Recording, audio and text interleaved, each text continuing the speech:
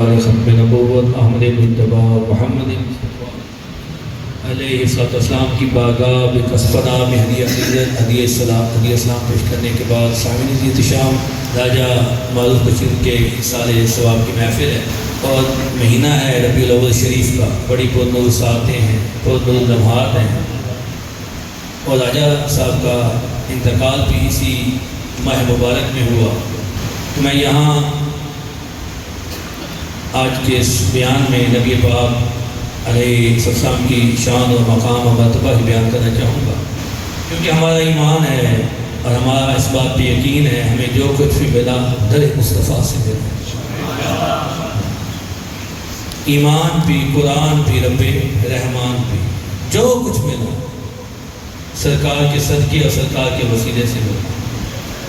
وہ حدیث قدسی ہے، اللہ فرماتا ہے محبوب اگر تجھے میں پیدا نہ فرماتا تو آسمانوں کو پیدا نہ فرماتا۔ جو کچھ بھی ملا حضور کے وسیلے سے ملا۔ اور میرے امام اہل سنت، امام عشق و محبت، سیدی و مرشدی امام احمد رضا علیہ فرماتے ہیں اللہ و رب العرش، جس کو جو ملا ان سے ملا۔ بڑھتی ہے کونین میں نعمت رسول اللہ کی، وہ جہنم میں گیا جو ان سے مستغنی ہوا، اے خلیل اللہ کو بھی حاجت رسول اللہ۔ کاش قبر میں لہرائیں گے چشمے نور کے، کاش قبر میں لہرائیں گے چشمے نور کے، جلوہ فرما ہوگی جب طلعت رسول اللہ کی۔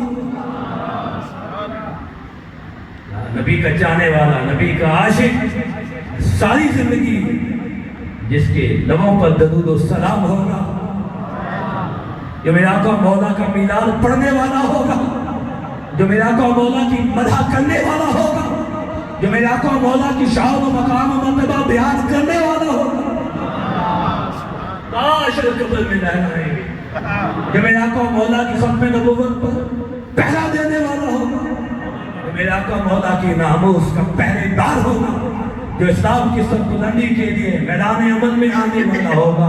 میرا امام فرماتا ہے کاش قبر میں لہرائیں گے چشمے نور کے، جب جلوہ فرما ہوگی طلعت رسول اللہ کی۔ قبر میں گئے سوال ہوا من ربو کا، ما دینوں کا، ما کنت تقول فی ھذا الرجل، اس ہستی کے بارے تو کیا کہا کرتا تھا۔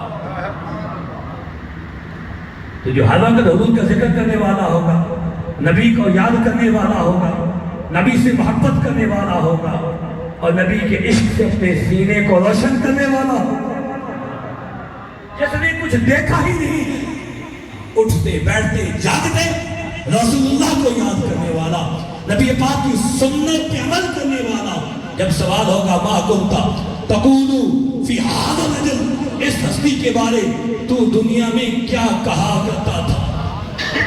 یہ امپورٹنٹ کوئسچن ہے، اس کہتے ہیں لازمی سوال، اس کے بغیر نجات نہیں ہے، اس کے بغیر کامیابی۔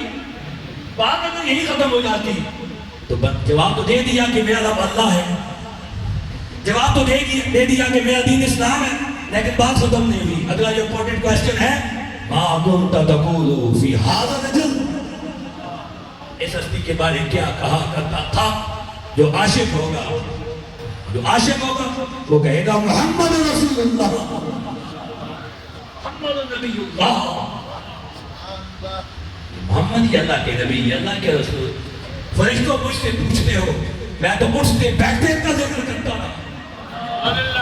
آسان کر کے بات سمجھو، بنا سو جائے، خواب بھی چلا جائے، جو دن کو کرتا ہے رات خواب میں ایک لندی کے لیے راتی سو گئے اور دن دو جنہیں دوسرا کام کی راتی خواب ہے تو مومن جدو قبر ہے سو جاتا ہے۔ یا تو دن کا جو عمل ہے رات کو خواب میں آپ کے سامنے ہوتا ہے، آپ کا چلنا پھرنا اٹھنا بیٹھنا، آپ کے معاملات زندگی، آنکھیں بند ہو گئی، خواب میں وہ سامنے ہیں تو بندہ مومن نام کا نامت العروس۔ حدیث میں نا مومن کس کا سو جا جیسے دلہن سوتی ہے، جس کا دلہن، تو پھر کیا ہوگا؟ تو جس نے اٹھتے بیٹھتے جاگتے رسول اللہ کو یاد کیا، جو جھوٹ سے بچا، جو فسق سے بچا، جو بے حیائی سے بچا، جو گمراہی سے بچا، جو بے دینی سے بچا، جو حسد سے بچا، جو حق نے اپنے نفس کو پاک رکھا، جس نے اپنا تزکیہ کیا، قلب کو پاک رکھا، جب میرے آقا و مولا کی زیارت ہوگی وہ فوراً کہے گا محمد رسول اللہ، یہ محمد اللہ کے رسول۔ ہم میلاد کیوں مناتے ہیں؟ ہم میلاد مناتے ہیں کہ میلاد خدا کا نہیں ہوتا، اور جس کا میلاد وہ خدا۔ ہم میلاد منا کر بتا رہے ہیں مصطفیٰ خدا نہیں ہے۔ ہم میلاد منا کر اللہ کی وحدانیت کا اعلان کر رہے ہیں، ہم تو شرک کا خاتمہ کر رہے ہیں۔ ہم میلاد منا کے یہ بتا رہے ہیں کہ خدا کا میلاد اللہ الصمد لم یلد ولم یولد، اللہ بے نیاز ہے، اس کی اولاد نہیں، اس کی اولاد نہیں ہے، نہ کسی نے اسے پیدا کیا، یہ رب کی شان ہے۔ تو میلاد منا کر بتا رہے ہیں کہ خدا کا میلاد نہیں ہوتا، اور جس کا میلاد ہو وہ خدا نہیں ہوتا۔ ہم اللہ کی وحدانیت کا اعلان کر رہے ہیں، اللہ کے ایک ہونے کا اعلان کر رہے ہیں، اللہ اکبر۔ اور وہ مصطفیٰ، وہ محبوب، سنو یہ حدیث مبارکہ، امام بخاری نے ذکر کیا اس حدیث مبارکہ کو۔ اللہ نے اپنے محبوب کو کیا شان، کیا مقام، کیا مرتبہ عطا فرمایا۔ سنیے یہ حدیث مبارکہ، شہدائے احد کے مزارات ہیں۔ اس حدیث کو دل کی کانوں سے سننا ہے۔ جگہ کون سی ہے؟ شہدائے احد کے مزارات، جہاں میرے آقا و مولا کے پیارے چچا سیدنا امیر حمزہ دفن ہیں، جہاں شہدائے احد دفن ہیں۔ اب میرے آقا و مولا نے صحابہ سے فرمایا، بخاری میں حدیث ہے، میرے منبر کو اٹھاؤ اور احد کے مزارات کے سامنے رکھو۔ پھر میرے آقا و مولا منبر کو جب افروز ہوئے، اور میرے آقا و مولا نے خطبہ ارشاد فرمایا۔ یہ نبی رحمت کے الوداعی خطبات میں سے ہے۔ میرے آقا و مولا نے فرمایا، سنو میرے صحابہ، میں تمہاری بخشش کا سامان کرنے رب کے پاس جا رہا ہوں۔ کوئی جلوہ میرے آقا و مولا کا مثال ہو گیا تھا، میرے آقا و مولا نے بتا دیا، میں تمہاری بخشش کا سامان کرنے کے لیے رب کے پاس جا رہا ہوں۔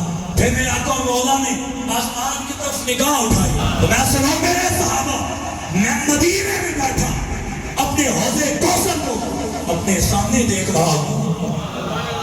آپ نے فرمایا کہ میں اپنے حوض کوثر کو اپنے سامنے دیکھ رہا ہوں۔ اور اگلا جملہ حضور کو سنیے، انی اعطیت مفاتیح خزائن الارض، بے شک اللہ نے اپنے تمام خزانوں کی چابیاں مجھ مصطفیٰ کے حوالے کر دی۔ بخاری میں حدیث ہے، انی اعطیت مفاتیح خزائن الارض، مفاتیح جمع ہے، یہ جمع کا صیغہ ہے، ایک چابی نہیں، دو چابیاں نہیں، مفاتیح چابیوں کا گچھا۔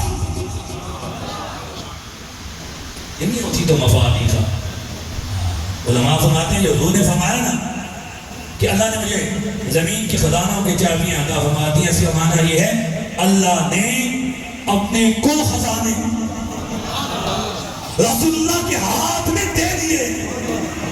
اب جسے جو ملے گا، وہ علم ہو، وہ معرفت ہو، جو کچھ ملے گا وہ در مصطفیٰ سے ہو کے ملے گا، وہ در مصطفیٰ سے۔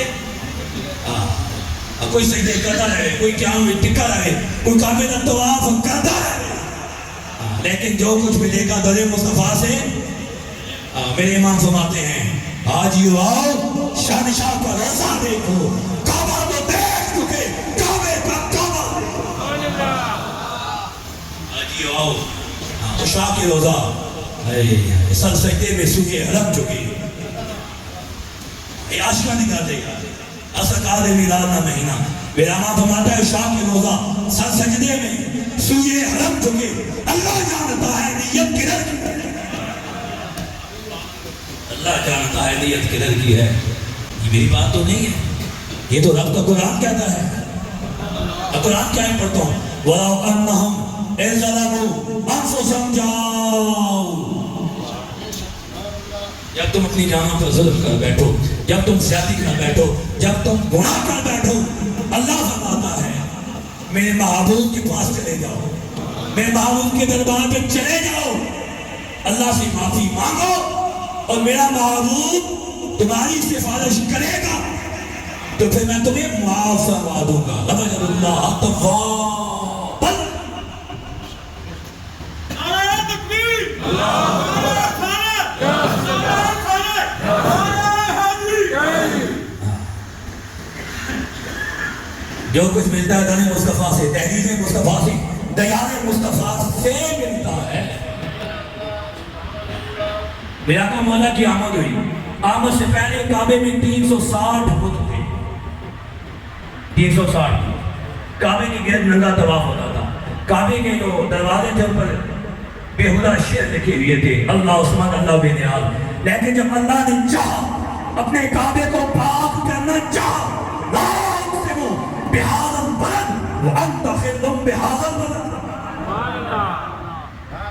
جب اللہ نے اپنے گھر کو پاک کرنا چاہا تو اپنے محبوب کو، اے ربیع الاول کا مہینہ، اے ربیع النور شریف کا مہینہ، اے مومن کے خوش ہونے کا مہینہ، اے آمد مصطفیٰ کا مہینہ، پوچھا خوش کیوں ہوتے ہو؟ تو ہم کہتے ہیں اس نبی کی آمد ہوئی جس نبی کی آمد سے کعبہ پاک ہوا. پوچھتے ہو کہ یہ چراغاں کیوں کرتے ہو، یہ جھڑیاں کیوں لگاتے ہو، یہ جلوس کیوں نکالتے ہو، بڑے خوش نظر آتے ہو؟ تو میں کہتا ہوں سنو، یہ 12 ربیع الاول، یہ 12 ربیع الاول کا وہ دن ہے جس دن کے صدقے بیت اللہ پاک ہوا. وہی کعبہ جہاں بت تھے، جہاں غلاظت پڑی ہوئی تھی، میرے محبوب کی آمد ہوئی.